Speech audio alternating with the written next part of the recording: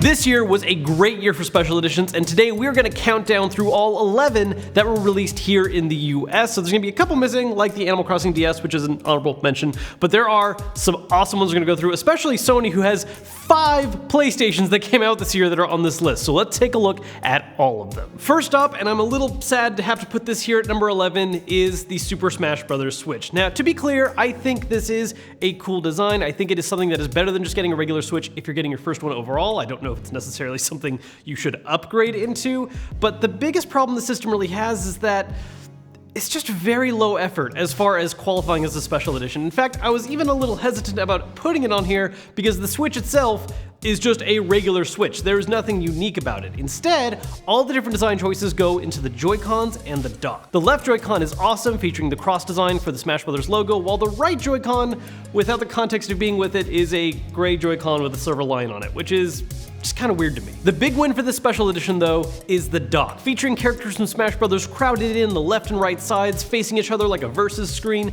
Very much the promotional art style they've been pushing for this game, and it's one of the parts that really has the most attention to detail out of everything in this system. While I still wish there was a little bit of color involved somewhere, the black and white approach doesn't look nearly as bad as I thought it would in person. It's a really cool thing, and I hope that for those of you that didn't pick up the system, that it gets sold on its own on the side, because it's definitely one of the cooler dock options out there. Next up at number 10, for very similar reasons as the Smash Bros. Console, is the Diablo Edition Switch. Once again, there just isn't a whole lot going on here, although which parts are missing are a little different and mixed up. In this case, we have a special design on the Switch itself with regular Joy-Cons, and I'll get to that problem in a moment, and then a redone dock design once again. Now, the Switch on this end has a half design of Diablo's face from Diablo 3 on it, which I think looks really cool. It's a very small, minimal thing, but it's a little hard to work with the back of the Switch right now when all you really have is the logo and the kickstand, so you don't want to take up a lot of space.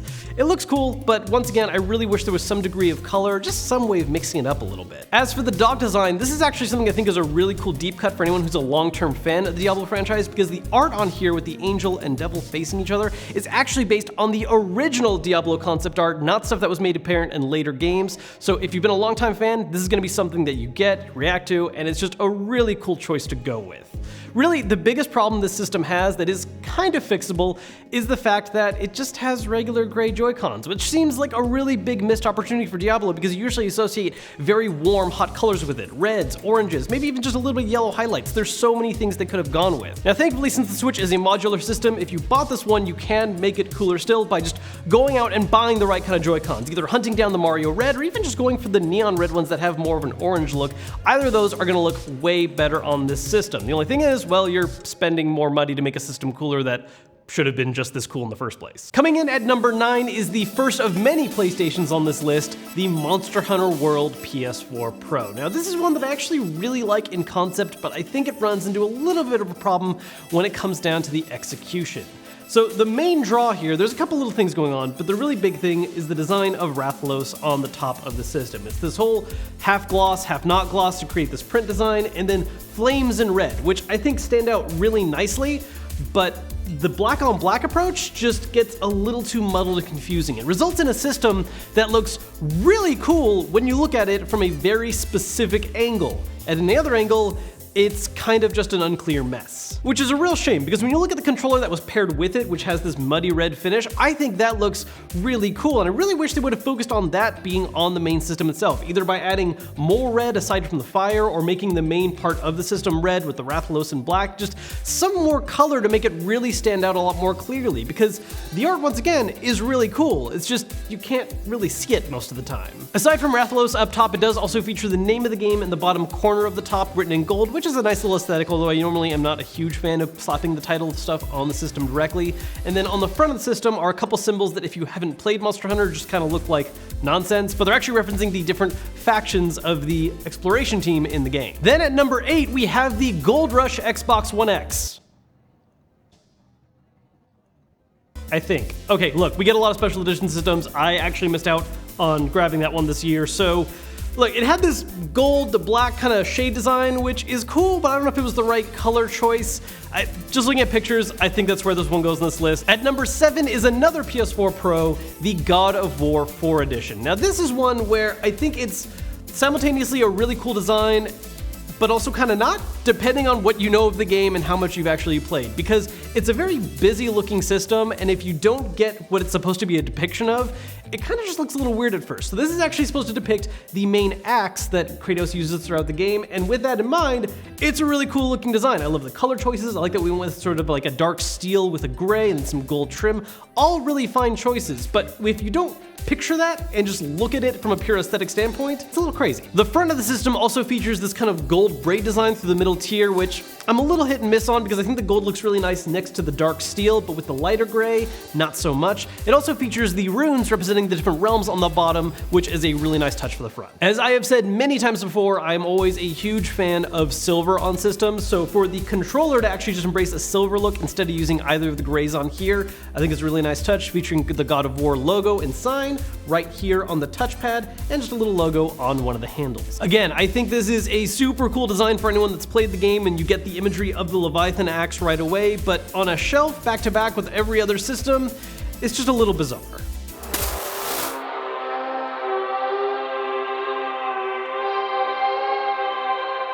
Hello human. Kevin has a lot of gaming systems, so he is giving one away. Check out the link below for a chance to win a Nintendo Switch. Next up is the Pokemon Edition Nintendo Switch. Now this is the special edition Switch design that I think is the best one they've released thus far, and a large reason for that is because it's the only one that actually uses some kind of special design on each major aspect of the Switch. We have a design on the back of the main Switch body itself, special Joy-Cons, and a special limited edition dock design. Now while this is a Pokemon Edition Switch, the main focus here is on Pikachu and Eevee, the two choices for Pokemon Let's Go, and that plays a role in each little aspect here. On the main Switch body itself, on the back, we have this print design that features outlines of both Pikachu and Eevee in different stances and positions, and I think that while this is probably the lowest key option and still not going as far as I would like special edition Switches to go, it's the best effort out of what we've seen so far. And what really plays well here though is how the dock interplays with the Joy-Cons. So going on with the idea of Pikachu and Eevee, you have designs where the Joy-Cons on each side are matching colors for those different Pokemon, and in fact, the wrist straps, which I don't have attached right now because it's on the Switch, offer an alternate color design that kind of represents the other colors on those Pokemon, which is a really nice touch, although personally I'm never going to see that because I never use the wrist straps.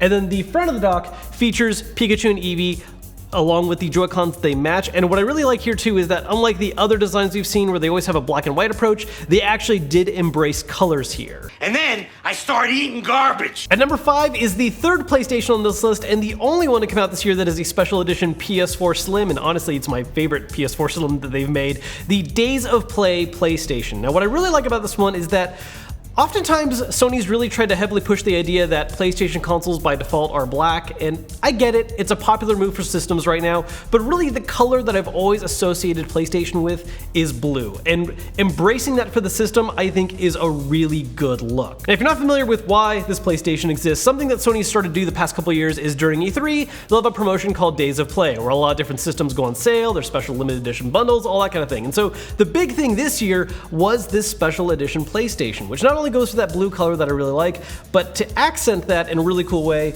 is having the 4 main PlayStation button symbols in gold, not only large, but with little ones kind of flying around as well, which I think looks really beautiful. Now, while this works on the system itself, I think it's pulled off really well actually on the main controller itself, where you still have that same kind of shade of blue, but it's not the glossy look that's on the top of the system, but also on the touchpad is a constant repeating pattern of the 4 symbols in gold, which is a nice touch. I'm not always a huge fan of stuff being put on the touchpad, but I think this is one of the better executed ideas they've done. Number 4, the last one before we get to our top 3, is the white Xbox One X. Now, I can already hear some of you guys, it's a little weird, I know, to put a simple white system this high up on the list, especially when we've had so many cool, crazy designs come up before it. But honestly, I really think this is a great looking Xbox, and I think this is the color the One X really should be. I understand the appeal of all black systems, I get why they did that for the launch One X, but I think the white just looks so much cleaner and works a lot better with the One X's aesthetic versus what they did with the One S. A large part of this is the change in how they've approached to having the disk drive. So on the One S's, the disk drive was put in the middle here where it kind of interrupts the main body, whereas on the One X's, they moved it to being in the kind of little crease area between the base bottom and and the main part of the unit system. And so it hides that disc tray and it allows this whole top part of the system to just be this singular, clean looking kind of monolith. And it works so well with just the plain white. And I've said this so many times before, and I'm sure somewhere in the edit Matt's going to include a joke about this, but I love the approach to having two-tone.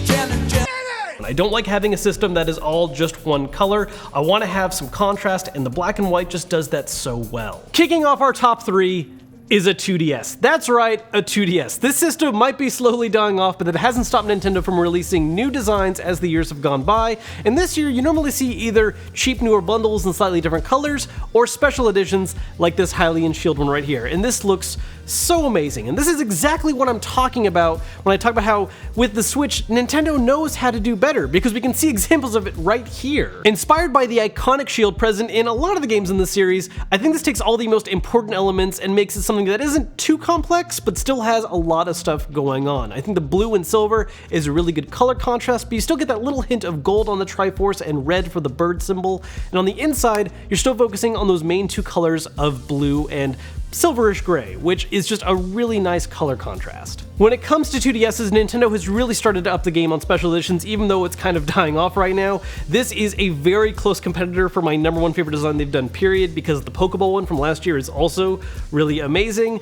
Look, I know the Switch is the big hot thing right now, but if you still like a lot of the 2DS library, or you never picked one up, you should really look into getting one of these, because it is a great looking system, and there's still a ton of awesome games out for it. By the way, if you're looking for a way to customize your own system, or maybe just change up the Joy-Cons in a special edition Switch, a great option is a skin from today's sponsor, D-Brand. They have a whole line of skins that are completely safe to use on your Switch, on the Joy-Cons, on the dock, and you can get a whole bunch of different colors, different designs. For instance, going back to the Diablo Switch we talked about earlier, if you just want to be able to get some red Joy-Cons or even orange ones on that, you can just get the skins themselves and apply them. Looks great. If you want more details, check out the link down below. Coming in at second place, our runner-up for the best special edition of the year, and this was a really tough one for me, is the Spider-Man PS4 Pro, because this really exemplifies a lot of the stuff that I want to see when it comes to a special edition system. It runs such a great balance between simplicity and complexity, having something that looks cool but isn't all over the place. First off, I really like the reliance on just using 2 colors. At first, I kind of wish there was maybe a little blue to kind of have the full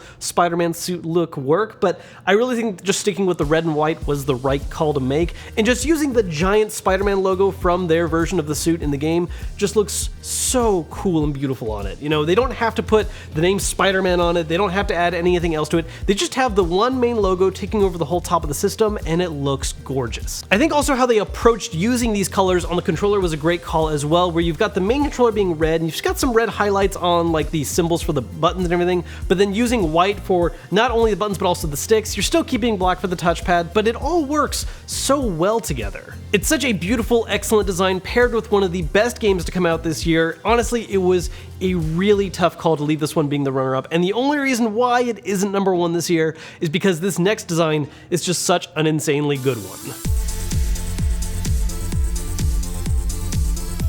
That system, the #1 system to come out this year, is the 500 million edition PS4. Now this is admittedly kind of a rough one to compare, because while this was made commercially available, something people could buy, it wasn't a giveaway, it wasn't totally random luck, it was a hard system to get. They are very limited. They only made 50,000 of them worldwide, and that's represented by the fact that each of them has a little number on the front telling you what number you have. Now this was a system meant to celebrate a major marketing milestone for PlayStation. It's not 500 million PS4s sold, but it's 500 million PlayStations in general, going all the way back to the beginning. And to help celebrate that, once again, kind of like what I was saying with the Days of Play PS4, they lean on the color that I think is really the more traditional PlayStation 1 blue. But instead of doing a solid color, they went for a much more retro aesthetic, something they did a lot with the PS2s, and that's the transparent design, which is so beautiful with this. Its release really reminds me how odd it is that we don't actually see a lot of transparent consoles anymore, because it's something that was done a lot with older ones, and yeah, the inside of those systems were kind of cool looking, and there was stuff to see there, but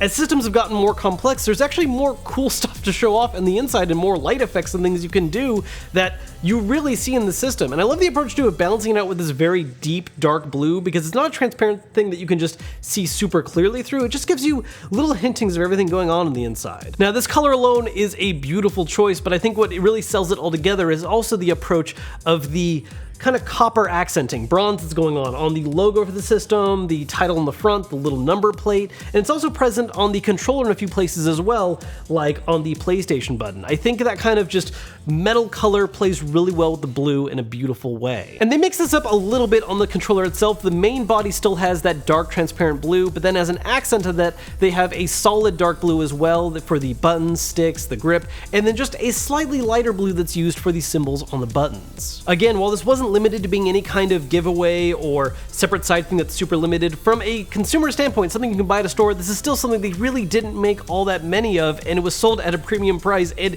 it shows in the final design. This is easily the best system that came out this year, and honestly, I don't know if PlayStation's ever going to top this as far as special edition PS4s go.